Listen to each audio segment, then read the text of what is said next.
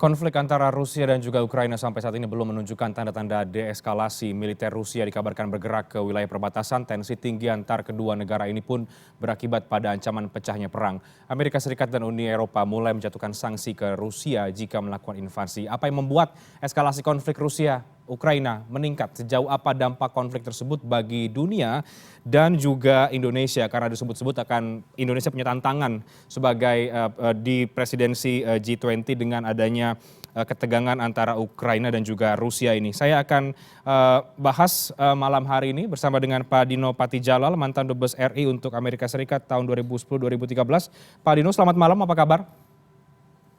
Selamat malam, Reinhard. Kabar baik, terima kasih. Pak Dino, langsung saja mencermati konflik Rusia dan juga Ukraina belakangan ini dan beberapa hari terakhir tampaknya semakin memanas. Apa yang menurut Anda faktor yang membuat situasi di sana tampaknya sulit diredam sehingga tensinya semakin tinggi? Wah, kalau saya melihatnya baik Putin belum merasa mendapatkan apa yang diinginkannya ya, dari segi kepentingan Rusia di Ukraina. Jadi sudah sejak lama memang Putin merasa ada upaya bagi NATO atau dunia Barat untuk menggandeng Ukraina. Dan walaupun ini masih perdebatan dan walaupun pernah tidak diterima keinginan Ukraina untuk masuk NATO, tapi momentum itu tetap ada. Ya. Dan jadi saya kira ini adalah salah satu langkah bagi Putin yang menyatakan kepada dunia Barat, terutama NATO, bahwa ekspansi NATO ke wilayah yang semakin dekat dengan Rusia itu tidak dapat diterima. Dari pembicaraan saya dengan orang-orang di Rusia, itu paling tidak ada 3 negara di mana Putin menolak sama sekali kalau NATO menjamah ke sana, yaitu Ukraina, Georgia, dan Belarus. Jadi walaupun NATO sudah sukses berkembang ke Ceko, ke Hungaria, ke Poland, Romania, Estonia, Slovenia, Bulgaria, dan lain sebagainya. Tapi 3 negara itu menurut Rusia tidak bisa dijamah oleh NATO. Gitu. Jadi ini saya melihatnya sebagai sebagai suatu episode dari suatu konflik geopolitik yang sudah cukup lama memanas. Ya. Oke, jadi sebetulnya adalah kembali lagi ke konflik geopolitik yang sudah cukup lama memanas, tapi kemudian ada momentum ketika NATO Ukraina diajak bergabung ke NATO, itu kemudian yang membuat Putin bereaksi. Jadi ini soal pendekatan keamanan kah atau seperti apa sebetulnya, Pak Dino?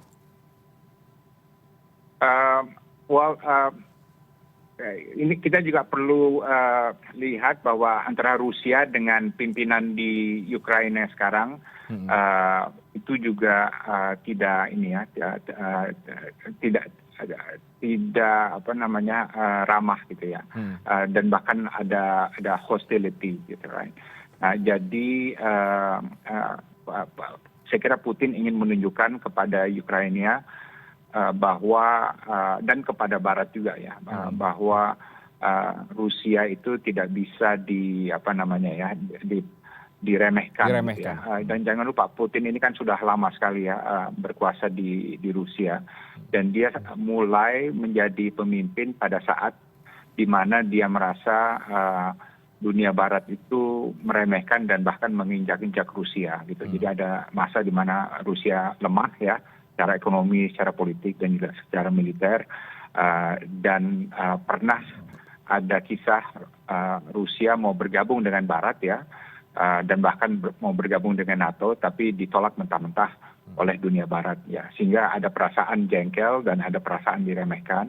Dan sejak itu hubungan Rusia dengan dunia Barat dan dengan NATO jadi berubah, apalagi ketika NATO menempatkan rudal ya, missile defense di Polandia, di Romania, di Slovenia, ya walaupun mereka bilang itu untuk menangkal misil dari Iran ya, tapi Rusia bilang enggak, itu untuk menangkal apa namanya, itu mengancam keamanan Rusia gitu kan.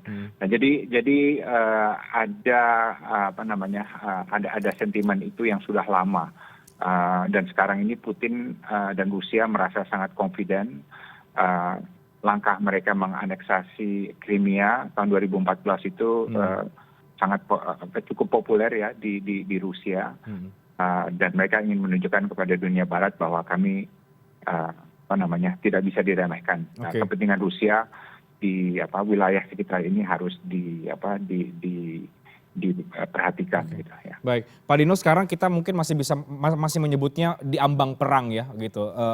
Sambil kita melihat seperti apa kemudian perkembangan yang terjadi di sana. Dengan sikap Putin dan Rusia yang tadi sudah banyak Anda jelaskan, dan juga respons dari dunia Barat, Amerika Serikat, Uni Eropa, PBB dan lain sebagainya, menurut pandangan Anda seberapa besar ini kemudian bisa pecah menjadi sebuah perang terbuka?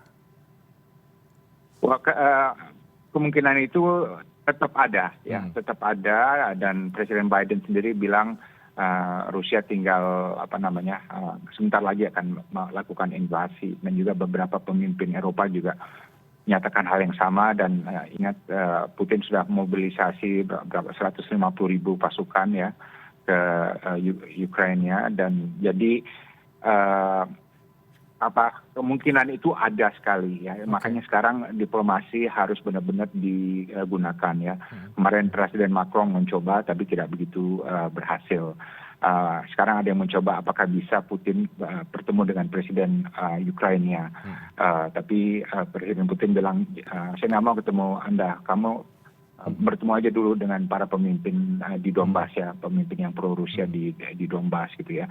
Jadi banyak gerakan-gerakan jurus-jurus silat gitu ya, silat diplomasi, tapi belum ada satupun yang menunjukkan hasil. Dan kalau kita lihat Dewan Keamanan PBB tumpul sama sekali ya, tidak ada ini ya, tidak ada gerakan yang berarti, dan tidak ada apa namanya, manuver-manuver yang menurut saya menjanjikan. Tapi saya percaya Putin juga sebetulnya dia hati-hati untuk tidak perang ya, karena kalau begitu perang tidak terkendali apa namanya, misalnya Ukraina itu dia punya senjata anti tank yang banyak sekali, yang jumlahnya sama dengan jumlah tank Rusia misalnya, dan dia juga punya apa namanya Stinger yang banyak sekali, sehingga kalau Rusia mau nyerang pesawatnya tidak bisa terbang rendah ya, harus jauh dari atas. Dan jangan lupa kalau Rusia masuk ke Ukraina, penduduk Ukraina cukup banyak, dan mereka cukup terlatih ya, dan bisa membuat Rusia tidak mudah kalau mau menduduki Ukraina. Jadi saya yakin Putin itu sebetulnya kalau dia bisa menghindari perang, dia akan menghindari perang. Cuma dia ingin agar mendapatkan keuntungan strategis dan politik yang sebanyak-banyaknya jika melakukan hal itu. Oke. Keuntungan strategis dan politik yang seperti apa sih Pak Dino yang bisa didapatkan Putin dengan sikap yang seperti ini yang kemudian dia ambil?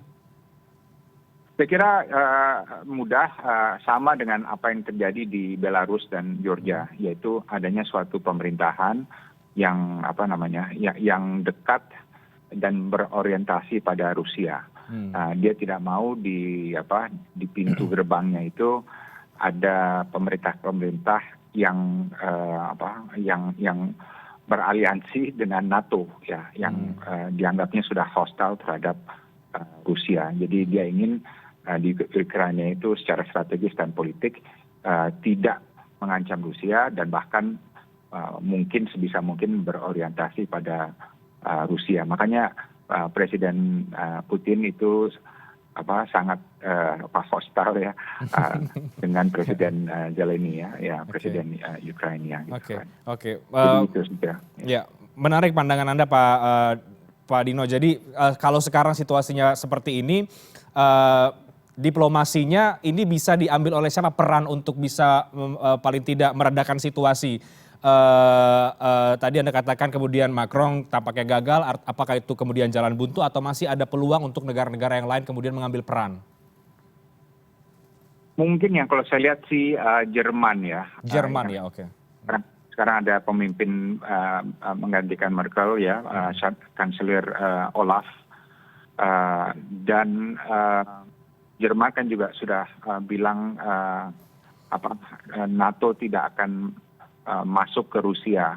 Dulu Merkel ngomong begitu ya, dan sekarang itu dilanjutkan oleh Kanselir Olaf gitu kan. Jadi Jerman juga tidak mendorong NATO menjamah ke menggandeng Ukraina gitu. Dan juga antara Jerman dan Rusia kan ada hubungan walaupun hubungannya tidak terlalu harmonis ya, tapi ada hubungan politik yang relatif menurut saya bisa dimanfaatkan untuk hal ini. Gitu. Oke. Pak Dino, tidak lengkap kalau kita tidak juga membaca bagaimana peran dari Amerika Serikat di dalam konflik antara Ukraina dan juga Rusia ini. Joe Biden beberapa hari belakangan menyampaikan pernyataan yang cukup keras. Dari pendekatan yang dilakukan oleh Joe Biden, menurut Anda oleh Amerika Serikat, ini bagaimana Anda membacanya? Apakah memang ini pendekatan yang mungkin ada yang mengatakan ini pendekatan mengompor-ngompori atau seperti apa perspektif Anda soal Amerika Serikat dalam konflik ini? Kalau saya lihat di Amerika sendiri masih juga banyak pandangan yang beda ya.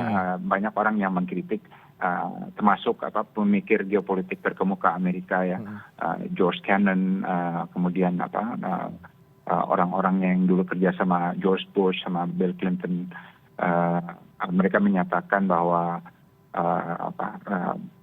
untuk NATO berkembang jauh menggait Ukraina itu bukan suatu hal yang bijak gitu ya. Jadi di Amerika sendiri ada perbedaan pandangan ya, oke. Ya, kepala CIA sendiri Bill Burns yang dulu mantan dubes Amerika di Rusia juga menyatakan hal-hal yang sama gitu ya. Tapi dampak dari ketegangan ini adalah dunia Barat sekarang semakin kompak ya, dan juga NATO menjadi semakin punya musuh tanda kutip gitu ya. Kan aliansi itu harus ada musuhnya atau kuat kalau dia merasa punya musuh yang jelas gitu. Dan ini membuat hal itu terjadi. Dan juga di Ukraina sendiri nasionalisme mereka semakin tinggi gitu ya, karena mereka merasa ada ancaman dan lain sebagainya gitu. Jadi ini adalah dampak-dampak yang unplanned consequence dari ketegangan yang terjadi antara Ukraina dan Rusia. Tapi Biden juga harus hati-hati sekali bermain di sini, karena kepentingan yang paling besar adalah untuk mencegah perang. Ya, jadi dia mempunyai kepentingan yang sama dengan Putin sebetulnya, yaitu agar jangan terjadi perang di wilayah tersebut. Gitu.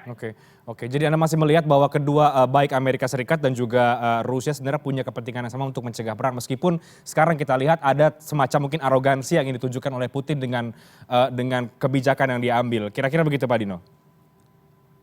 Benar begitu, dan bagi Putin dia dapat apa? Pada akhirnya itu ya, kalau nanti semua balik ke barak ya, tanknya ditarik mundur, dia dapat apa gitu? Dapat komitmen apa gitu? Dia kan harus mempertanggungjawabkan ini secara politik ke dalam negeri juga kan. Dia kan image-nya adalah sebagai strongman ya, sebagai orang yang kuat, yang mengembalikan pride dari Rusia gitu kan. Jadi dia perlu dapat apa dari kalau nanti situasi jadi reda kembali gitu. Itu yang pertanyaan yang belum terjawab sampai sekarang gitu ya. Terakhir Pak Dino, dengan eskalasi yang sekarang sedang berjalan, sekali lagi kalau dampaknya ke dunia Barat tadi Anda katakan semakin solid. Tapi kalau untuk ke global ini bagaimana? Sejauh apa kemudian apa yang terjadi di Ukraina dan juga Rusia ini bisa berdampak terhadap geopolitik secara global atau dampak ke negara-negara yang lain? Wah, saya kira dampaknya akan parah. Dulu ketika Rusia dan mengambil Crimea ya, itu dunia barat diam saja ya. Jadi mereka bilang oke, ya udahlah, kita tidak suka tapi kami tidak ingin ribut ya, kami tidak ingin perang gitu ya. Tapi kalau Ukraina ada perang di sana, itu kan masalahnya lain ya, ini masalahnya negara gitu ya. Jadi dan ini melibatkan kekuatan militer yang besar yaitu Rusia ya, dan juga aliansi militer terbesar di dunia yaitu NATO. Dan dampaknya tidak bisa dikungkung hanya untuk wilayah itu aja. Dampak globalnya pasti akan serius, dan Presiden Jokowi benar sekali, ini bisa mengakibatkan dampak ekonomi global yang sangat memprihatinkan pada saat dunia benar-benar punya prioritas lain, yaitu ekonomi dan memerangi COVID ya. Jadi ini akan juga menyulitkan nanti suasana di G20 nanti ya. Kita kan masih beberapa bulan lagi ya, akhir tahun menjadi host G20, tapi menjelang itu akan banyak pertemuan-pertemuan G20 di mana ada Rusia, ada Amerika, dan ada Eropa di sana gitu ya. Jadi mudah-mudahan Indonesia bisa bermain cantik dan paling tidak untuk konteks G20 bisa membuat Amerika, Rusia, dan Eropa bekerja sama untuk masalah-masalah yang non strategis ya, yaitu masalah kesehatan, masalah COVID, masalah ekonomi, masalah kemiskinan, perubahan iklim, dan lain sebagainya. Gitu. Jadi itu tantangan Indonesia dalam konteks ini. Gitu. Ya. Jadi tantangan Indonesia di forum sebagai di presidensi G20 terlihat atau ada yang baru ini dari Rusia dan juga Ukraina yang tengah memanas ini. Pak Dino, menarik apa yang sudah Anda sampaikan sejak awal tadi. Mari kita akan lihat akan seperti apa kemudian eskalasinya berkembang. Apakah kita akan melihat kedua negara ini akan sama-sama menahan diri, tidak berupaya perang, atau seperti apa, kita akan lihat beberapa hari ke depan. Terima kasih banyak Pak Dino Patijalal, mantan Dubes RI untuk Amerika Serikat, yang sudah bergabung malam hari ini bersama CNN Indonesia. Terima kasih, selamat malam Pak Dino, sehat selalu.